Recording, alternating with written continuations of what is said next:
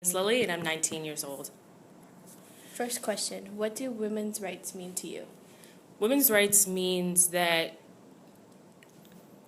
as women, we're able to collectively be able to really hold a presence and a strong presence in our community, whether it be our workplace, our home, anywhere just out and about in the world, and just be able to just say, like, we're here and we're just as worthy of equal pay, we're just as worthy of respect and, opportunities just as men are. And just be able to really take command of that and take pride in being a woman, because I think that in our society today, femininity is still highly stigmatized, whereas we've made strides towards, having equal rights and equal opportunities for women and other marginalized groups. I think that there's still definitely a lot of work to be done in terms of equality. So next question, if you could change on how women's rights are seen today, how would you change it?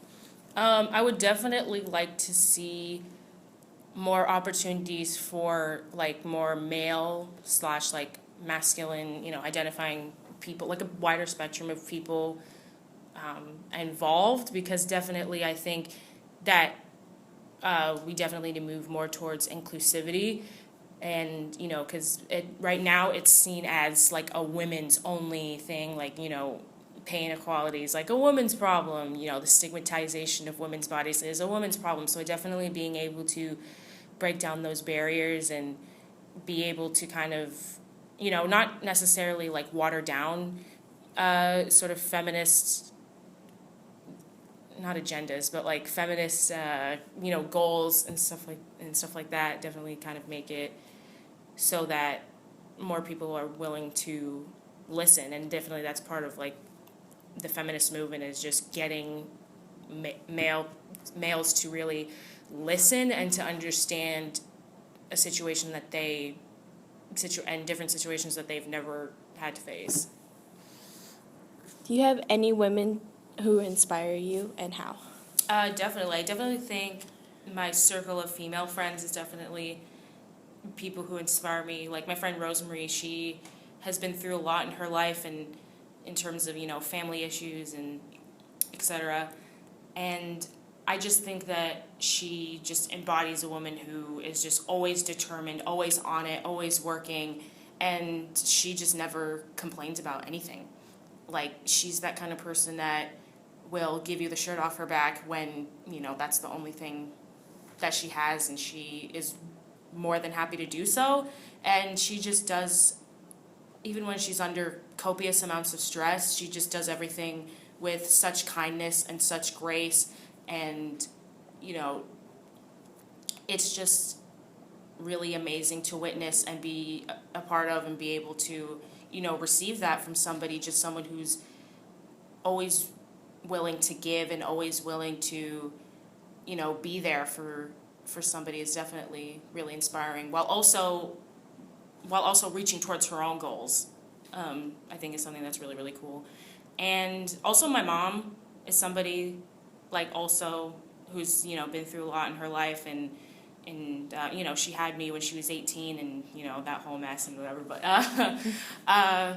yeah, she's someone who's, I think a lot of people, or a lot of women, can look up towards their mom, someone who's, hopefully, someone who's, hardworking, and also, super kind, and just mothers sort of,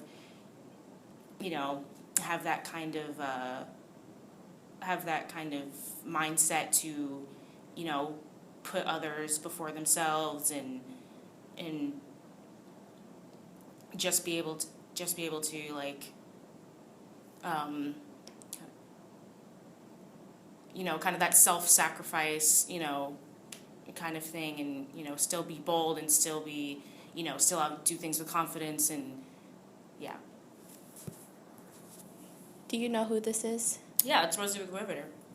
Does she inspire you? Why or why not?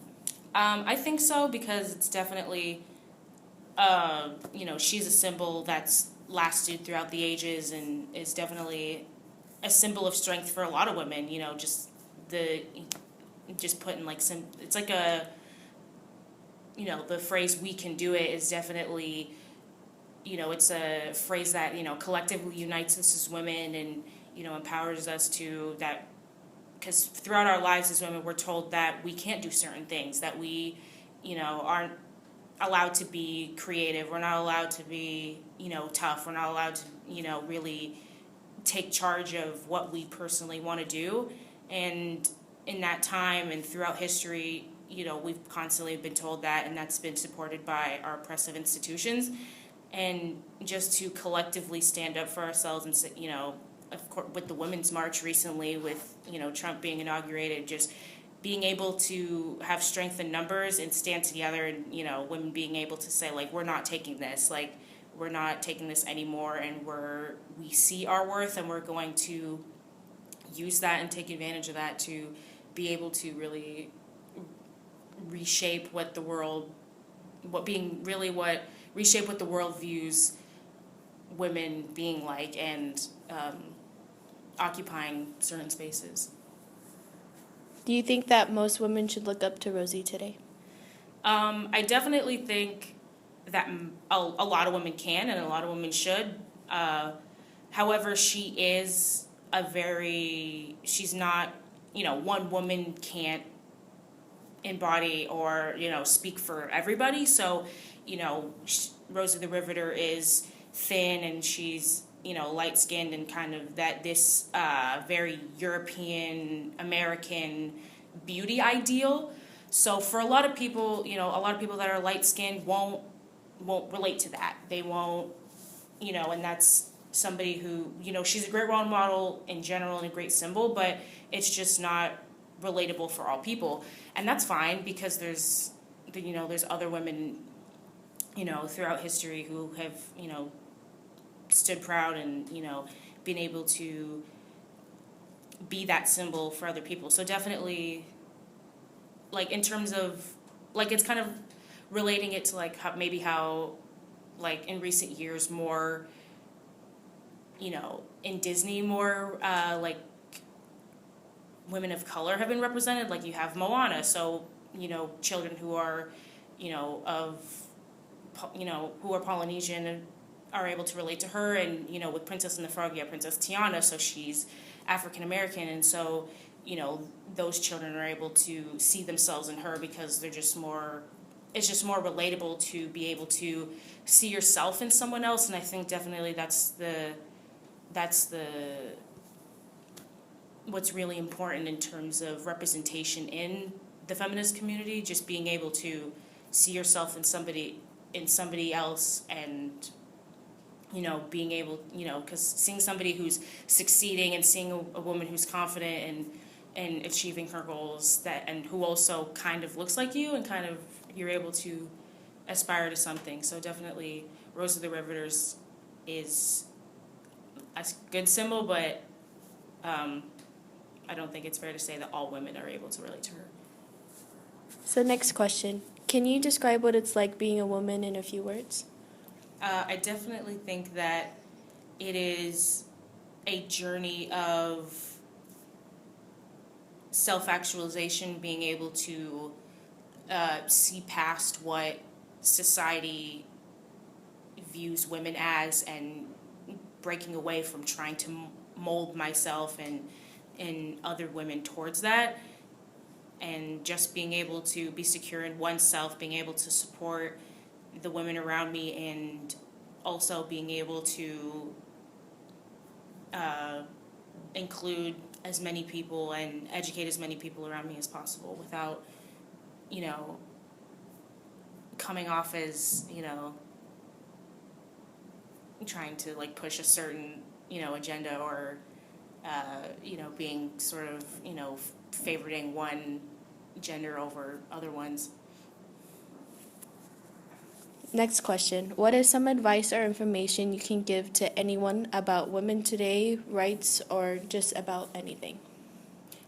Definitely, since I work with children, that's my major, is early childhood development. So I definitely think that in order to shape a more ideal society, definitely starting with younger children is definitely the start, because you can build that foundation, and, teach them different ideas that will hopefully carry on with them throughout their years. And something I always try to implement in my curriculum is to have equal opportunities for all children to succeed. I want, the girls to participate in sports and, when I facilitate certain sporting activities, it shows the children that women can be athletic, they can be fast and strong and all that. And so the girls see that, so I'm the representation for that, and the boys also see that a woman is, taking charge and also being involved in something that is traditionally seen as masculine. Because definitely I work with preschool and kindergarten age kids, and the sort of gender roles that are like forced upon them from a really, really young age are really ingrained in their minds already. And so just being able to kind of break down barriers and really be able to infiltrate those, and being able to facilitate and start new learning opportunities in terms of gender equality is something that's really, really special to me.